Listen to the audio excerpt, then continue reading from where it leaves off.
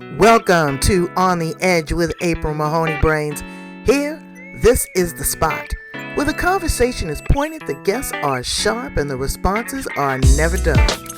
Welcome home, Brains. There's only one requirement to hang out on the edge, is that you open your big brain and close your small mind. Did you bring your thinking caps? It's time to put them on, because the conversation starts now. Stuff, but I want to get down in the outback. I want to wear my hat and my boots. It's an amazing country out there. I know. Have you been to the States? I have. In my 20s, I spent 6 weeks in the States, jumping on planes, traveling all over, doing all the main things. What's on your life list now? Where do you want to travel to? Where haven't you been that you want to go? I do want to travel around Australia for a year and just get a caravan, just take my time. I also would like to go to Canada and Alaska. Well, let me tell you, I've been to both. I used to work in Canada. That was my territory. And Alaska, you will be forever changed. You will be forever changed. The way that people live, and the Native Americans, and the Russian influence, and the wildlife. Oh my God, it's gorgeous. It's gorgeous. Go in the summertime too, because you only get a few hours of darkness as summer solstice, and it is incredible. So we are here on the Edge, Brains. You know, your favorite spot, the place where the conversation is pointed, the guests are sharp. Oops, wrong finger. And the responses are never dull. Today, we have Sarah Hudson from Melbourne, Australia. Sarah is a money-minded business coach. She's run several businesses. She's the mother of 4. She's adventurous. And we're going to have a grown-up conversation. You know, what women should do. When you get to a certain point in your life, you know, you have zero tolerance for nonsense. And you are looking forward to your golden years. But all of that is based upon the life that you've had previously. And she's had a little risky life. So we're going to talk about that and then some. Let's welcome her to the show. How are you, Sarah Hudson? Good morning. I am fantastic. Thank you. And thanks for having me here today. Oh, it's my pleasure. Look at that. You got your vision board in the back.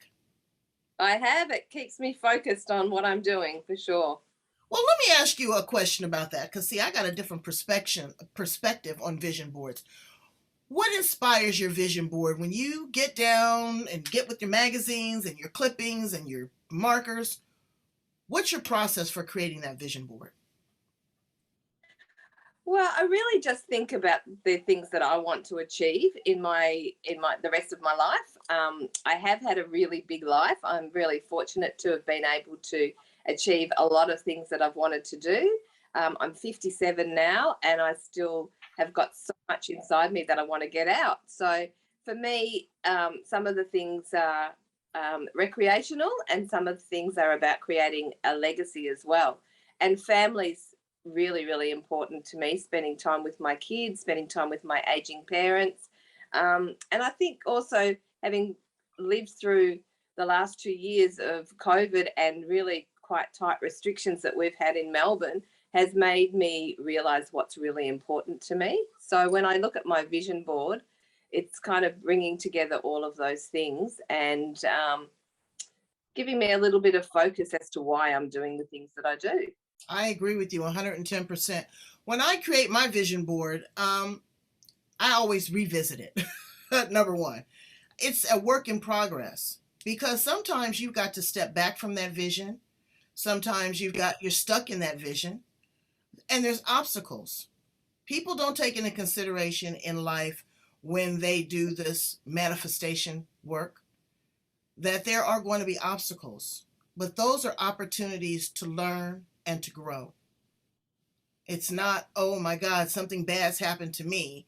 You know, something bad is going to happen to all of us at one point or another, but it's how you process it. It's how you receive it. Wouldn't you agree? Yeah, and I also think sometimes we have quite a long-term vision, and along the way, there's never a straight route towards that vision. You can get off and up and over a mountain and around and all sorts of places. And you sometimes think that maybe that vision isn't where you're going, but you get to it in a very roundabout way because life throws us curveballs. And what's important is not what the curveballs are. It's how we handle them and how we deal internally with the challenges that are thrown at us, and making sure that we have the equipment to be able to deal with those curveballs instead of finding them as great obstacles. Mm-hmm. So you shared with me that you had a couple curveballs. You've been married 3 times, and bravo. I have no problem with that. You know what? Because I find you, quite saucy. You've had 3 suitors. Some women can't get one man to ask them to marry them. But as you really, but as you have learned and went through these ebbs and flows, how do you feel about love at this point in your life? Sometimes when people get, married again, it's for different reasons. I don't know what your reasons are, but sometimes it's for security, sometimes because they're lonely, sometimes because they're horny, or sometimes it's financial. But what do you think about love at this particular point in your life? Well, when my last relationship ended, I decided I was going to stay single forever because I just wanted so much of my life to be about what I wanted to achieve. And my previous relationship was quite restrictive, and the person didn't want me to go and do the things that I wanted to do. They wanted me to do what they wanted to do. And so I really decided that was it. I just was going to live my life the way I wanted to live it. And then love came knocking on my door again, and just been wonderful, So I am. Open the door. Yeah, so I opened the door, and this man just wants me to be the person I am without trying to change me. And I think for me, each time I got married, I really believed in the sanctity of marriage, and I wanted it to be the person that I would be with forever. But it just didn't work out that way. So I am a true romantic at heart. I believe in love. I just believe that there is good people out there that can make you happy. There are, and you know what? There are a lot of partners. I have to say partners now because it's not one way. But there's a lot of partners out there that are willing and wanting you to fly. I know my husband is. I've been married to him 37 years, and he gives me wings to fly, and that's so important. A lot of people could be jealous of their partner or envious or controlling or manipulative, and they do themselves such a disservice. It impacts the children. It impacts the relationship. It's ugly. So you are the mother also of 4. Tell me a little bit about your beautiful children. Yeah, I'm so lucky that I've got 4 gorgeous children. I have 2 daughters from my second marriage, and my eldest daughter's 23, and she's just become a mortgage broker and joined me in the office, which is fantastic.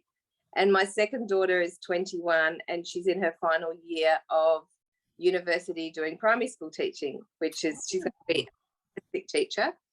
And then I have 15-year-old twins, boy, girl, and they're just lovely. They're lovely kids. And, we all have challenges, of course, with them, and they push my buttons and try and get away with things, but they are really good kids. And, I just love having them in my life. It's amazing. So tell me a little bit about your work-life balance, because you do, like you said, have a very big life. You've got the family, you've got the husband, but you've also got freedom and flexibility, and you've been an entrepreneur and had several businesses. Share that with us. Yeah, so I've been working for myself for 23 years. I started working in being a VA, actually, when my eldest daughter was born. And she was born with 4 holes in her heart. So I need to be available to take her to and from medical appointments. She had open heart surgery when she was 12 weeks old.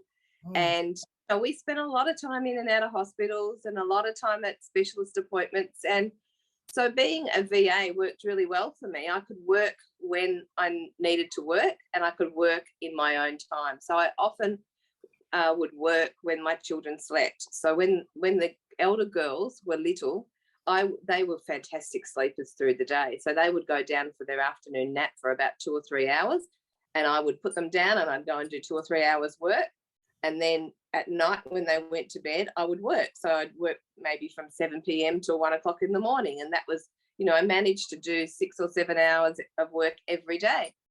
And as time went on, my business evolved. I became involved with a cleaning business, and I was really good at it. I guess it wasn't about the cleaning, it was about the administration and the customer service. And I grew a really successful cleaning business. And then about 7 years ago, with the man that I was with, he was a mortgage broker, and he suggested that I'd be really good at what he did. And whilst I don't love dealing with the money side of things, but for me, mortgage broking is about relationships. It's working with people, and they trust you, and they know that you've got their best interests at heart. And it's just a process you go through to find the correct mortgage for them.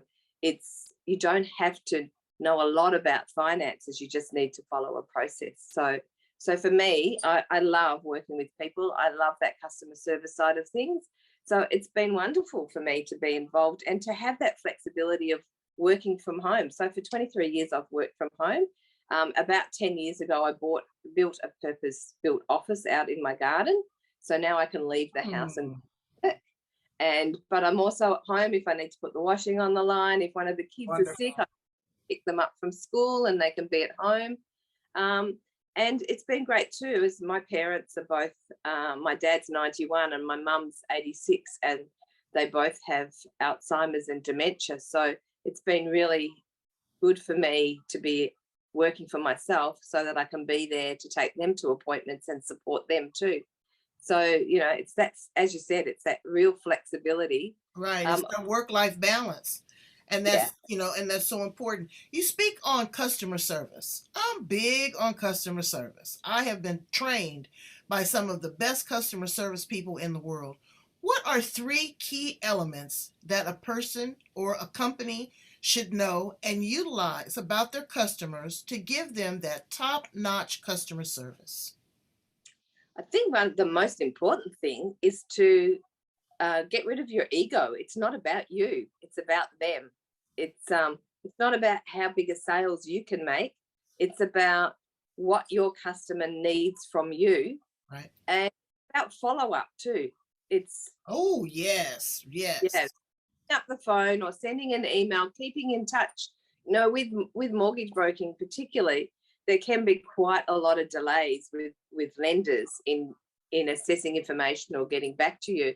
And it's really important just to keep your client in the loop, to make sure they know that you haven't forgotten them. And, buying a house or refinancing a mortgage can be a really stressful time. Mm-hmm. So, customer service is essential. So, getting rid of your ego, follow up, and probably the third one is just to book appointments with your clients and put them first and recognize what their needs are.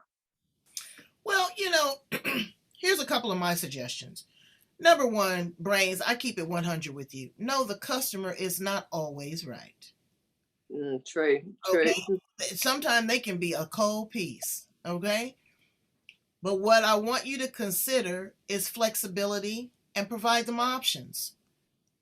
Don't be snarky. If they say something you don't like, just button it up, be quiet, and let them talk. You don't know what their day's been like. You don't know what other stresses is going on in their life, and it could be a deal breaker. So they want to be heard. When I was in customer service, someone will have a complaint. I want to say, okay, well, I hear what you're saying, Sarah. I would repeat back what they said to let them know that I was engaged. And that's very, very important. Sometimes that will diffuse a situation. Okay. And don't leave money on the table. If you have a, mortgage brokering is a little bit different because you're contingent on lenders, but I'm sure that you're providing them a couple different lenders. You're providing them with different rates and different ways of getting the money together and putting the package together. You've got to be aware of those things when you're providing a service, and that's what you're doing. That's what they came to you for, is they want to be, heard. They want responsibility. They want, you to have some responsibility, some buy-in. So The cleaning business. I have a friend here that is a forensic cleanser. I Interesting. know, and I mean, she's making a boatload of money. But I don't know if I could go in and clean up after a murder. Mm. I don't know, but her team is doing it. What is the environment like when it comes to commercial cleaning? A lot of people are concerned about the chemicals that are used. They're worried about the sanitation. They've got their employees coming back into the workplace after COVID. Everybody's looking at each other with a side eye. Do you have a mask? Is this person sneezing? What kind of things do you make your clients feel comfortable with, and knowing that this is going to be a safe, sterile environment? Well, I sold my commercial cleaning business just in the middle of COVID. So I don't actually do any of that sort of cleaning anymore. What I do is work on a local council project where we do street litter collection. So we pick up all the rubbish blown around the streets. So we actually use a natural-based cleaning product, which is actually made from citrus, because citrus is such a great cleaner. Mm-hmm. So there is no real chemical danger in what we do, but our guys are fully protected. They all wear masks and they all wear gloves. They the high-grade anti-cut gloves, so that if they're dealing with glass or syringes. So I think in the cleaning industry, there's quite a lot of thought being put into the way people are returning to the office with COVID. But as I've kind of stepped out of that now, so I don't have to really do that from a day-to-day basis. And Brains, when you go into the office, it's not the responsibility of the cleaning crew. They'll dust off your desk, but can you wipe off your keyboard? I looked at my old coworker's keyboard, and oh my God, you would have thought somebody dipped it in mud. Yeah, and I think we've learned a lot too. When COVID first hit our our shores, we all sort of panicked and thought that everything people touched was going to be transmissible for hours and hours and hours. And what we've learned is that it's a much different virus. It's all airborne, and and I think we've learned to be a little bit less overreactive with the whole situation and take care. And I believe it's people's individual responsibility to take care of themselves. It's not always about management providing everything. Be sensible. Be sensible and be responsible. So sensible and responsible. You are also a money coach. I am a money coach, and I love talking about money to people and helping them get their finances on track. So give us a couple suggestions on how we can get our money together. My money's coming together pretty nicely, and I'm happy. But really, it's about saving a portion. No matter what it is. I know it's difficult. You say, I need to pay my gas bill and I need to borrow $20. I get it. But don't go out and have that $10 cup of coffee. Don't go out here. I went and got a burger and fries. It was $18. I know. Everything has went out. Go ahead and prepare food at home. It's just so many little things that you can do. But what are some of the suggestions that you give people to get them on track? Because here we are at the beginning of the year, and we want our money to grow. We want it to blossom. Absolutely. The most important thing is to take that first step, is to, as you said before, about people being responsible. Be responsible for your own journey. No one else is going to be able to get you and your finances on track unless you're responsible for it and prepared to take ownership of it. As you've said, I've been married and divorced 3 times. So I've had that journey of being a single mum, and I've had to make my money stretch a long way with 4 kids. So I've learned a lot about how to manage and how to be responsible and how not to get into debt. So some of the things that I like to teach people is the first thing we do is to understand your numbers. So understand how much money is coming in and how much money is going out. And I always suggest that people keep either use a spending tracker on your phone or go through your bank statements and actually write down everything that you've spent. And that way you can see where you're overspending. As you said, going and buying a cup of coffee instead of having one at home. You know, if you'd had your coffee at home instead of buying one out, you would save so much money. Right. The other thing that we do is we then look at making a budget, and you know, people don't like that word budget. They just I see know. It seems so really restrictive. Okay, so here's another word: conscious spending. Okay. Let's consciously spend our money or consciously save it. So change the language that you use associated with spending money and saving money. And another thing that I suggest people do, in addition to what was suggested in you know, saving a portion of your money and not going out and having burgers and things like eating out all the time, like the younger generation, particularly my elder daughter's age, they love to eat out. They go out for breakfast every weekend, and you know, avocado on toast, and it's, you know, $20, and then they wonder why they pay for a house. But one of the big things is subscriptions. How many times do you look at your subscriptions on your phone and realize you've got Netflix, you've got Stan, you've got Foxtel, you've got, you know, Prime, and all of these, And you know, and other things that you have not stopped. You know, exactly. you have Prime, you have music that's download, you have downloads of Audible books, and these people are charging you on point. You know, on point every month. $20 a month every month, and you know, before you know it, you've got hundreds of dollars coming out of your bank every month, and you're not using any. How many of them do you use? Hardly any of them. So I suggest you just really take a look at those things and be a bit ruthless and say, I don't use that, I don't use that, I don't use that. So it's stopping this wishy-washy, oh, you know, I think I'll keep that because maybe I will listen to that. No, be strong and cut it out. You know, lots of, and then track and see how much you've actually saved. You know, I stopped that. I was one to, okay, well, let's meet at this restaurant, that restaurant. You know what I do with my clients now? Let's meet at the beach. Let's meet at the park. Let's have a bottle of water. Let's have a conversation. Because at the end of the day, it's about business. It's not about food. Yeah, absolutely. And I was getting in the bad habit of every time I got in the car, I felt like I needed to drive somewhere to eat. And we went out and got dinner for the holiday the other day. That portion was enough for 3 meals. Oh, they're terrible, aren't they? So then, you know, you got all this extra weight going on.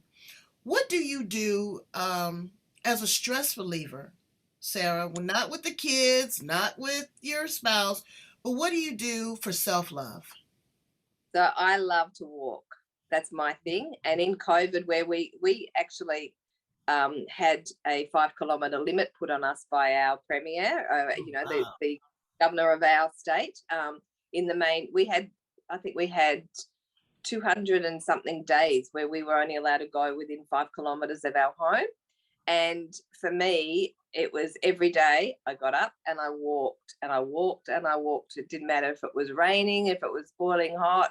I just walked because I needed to get out of the house because we were in lockdown, and I needed to get away from my kids so that I could have a clear mind. So I love to walk, and I always have. I love to bushwalk. I love to do adventure trails. And in for my 50th birthday, I decided I wanted to go to Machu Picchu and do the Inca Trail. Oh wow.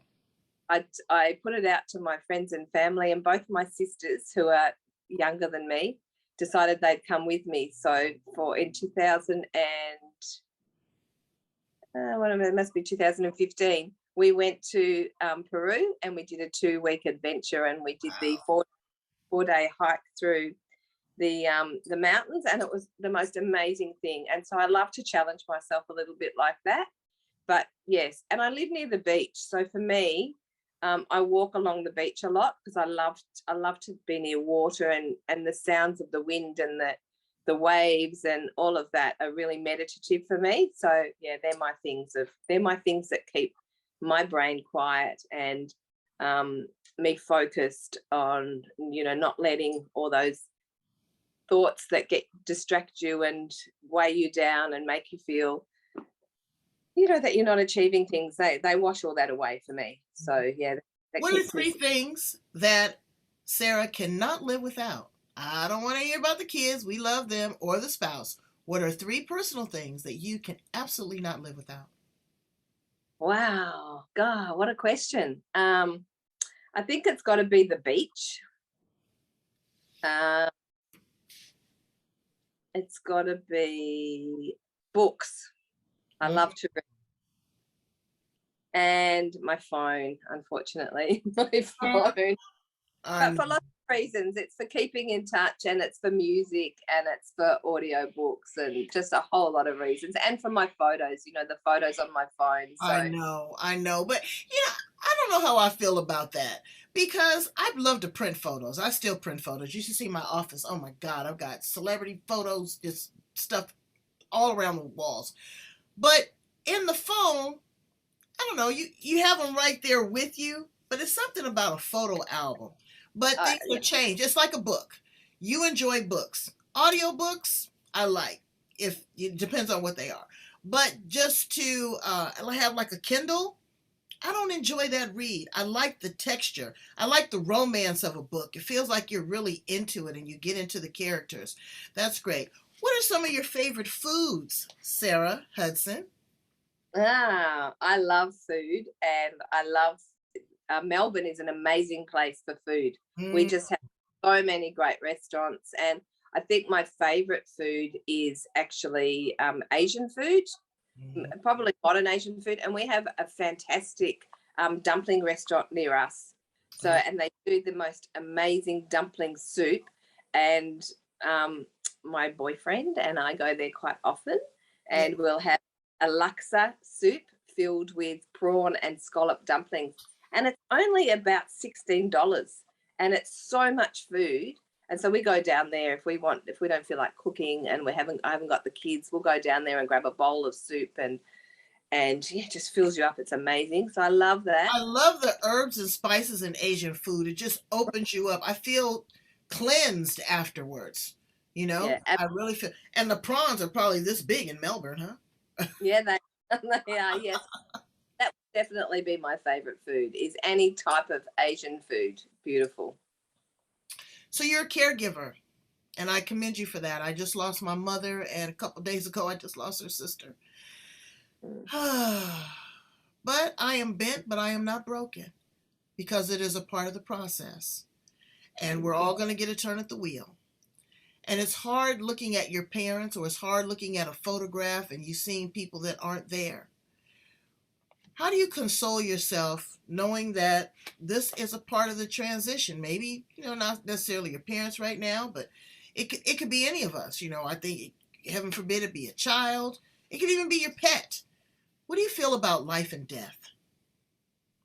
Well, I haven't actually had a lot of death in my life, so um, I think most of the people I've known to die have been old. So I've been blessed in that regard. I haven't had a lot of sickness and young people around me pass away. So for me, it is, as you said, it's part of the process. It's we're all gonna die. That's a given.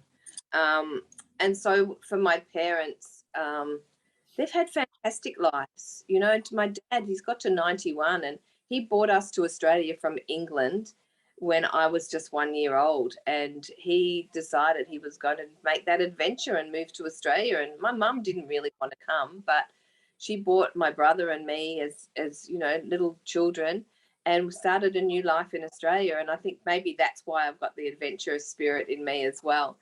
And so, my parents have both had amazing lives. So as they enter into that last stage of their lives, and we journey with them and are there for them, I think I'm consoled by the fact that they have lived really amazing lives. And I know That's so that, important. yeah, and for me, and I know when my time comes as well, and God willing and fingers crossed, I live for another 30 years.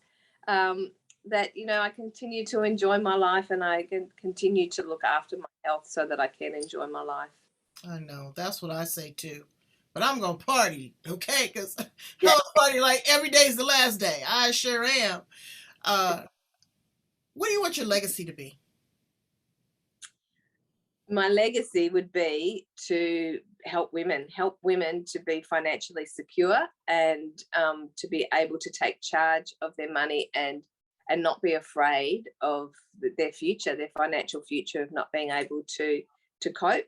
I'm a great fan of tiny houses and small living, and my dream would be to create a tiny house village for. Me too. We need to work on that. That is my dream, is to have a tiny house community. I love that. Yeah, absolutely. I think there's just a great need for small living, and we've got to stop building these massive, great big houses that we can't afford, and actually, build community living and look after each other. Well, those are beautiful. Tell my brains how to get in contact with you. You have a online workshop. Tell them a little bit about that and how they can get in contact with you and sign up. Absolutely. So I run a business called Bounce Back. It's for women to reclaim their financial future, and the web address is bounce-back.com.au. And on that, you will find some free resources that will help you to regain your confidence in managing money. But also, I run a 3-hour introductory practical workshop. It's all done by Zoom, so you can be anywhere in the world. They're run monthly, and I've just released my 6-week online course, which starts on the 22nd of February, and we're meeting for an hour once a week for 6 weeks. There'll be homework, there'll be hints and tips, there will be practical stuff to teach you to get your life back on track and be financially free in the future. That's amazing. Brains, female brains, I want you, this is why I go far, wide, and deep into different countries. I want you to understand the perspective of international currency. I want you to understand what other people are doing, how they are investing, what is the hot trends right now, what is on everybody's tongue. You've got to stay on the cutting edge. You've got to be progressive if you are going to survive in this competitive world that we live in. Men are doing it every day. Women, for some reason, I find personally, are afraid of this thing called money. I don't know what epigenetics or generational trauma you've experienced with money, but let me tell you, it feels real good to have some and not be contingent on your partner, because when you break up with your partner, if you have your own money, honey, letting go ain't no thing. Usually a lot of times women are stuck because they've got to wait on the child support, or they, can't pay the mortgage, or they feel now that they don't have any viable skills. They just have not done the deep dive in the research. But there are winners like this one right here. Okay, Sarah Hudson, that has been there, done that, and spending her life, dedicating her life to share this knowledge with you. Go in, have a consultation with her, go and watch her videos. If it resonates with your heart, reach out. She's there. She's like a safety net. She's waiting to catch you. And I'm so glad that she caught us here on the edge. Sarah, you are amazing. Thank you so much. Brains, and do some more homework. That's right. Go back in and visit other shows. We've got over 1,000 shows from women from all around the world. There's some great advice. Men, I've got 14, 15-year-old entrepreneurs. Everybody's out there, they're trying to make it, and I want them to make it with you. Thank you, Sarah, for being here on the edge. You are beautiful and a rock star. Thank you so much for having me. It's been so much fun. All right, come back and see me. Keep me updated. I will.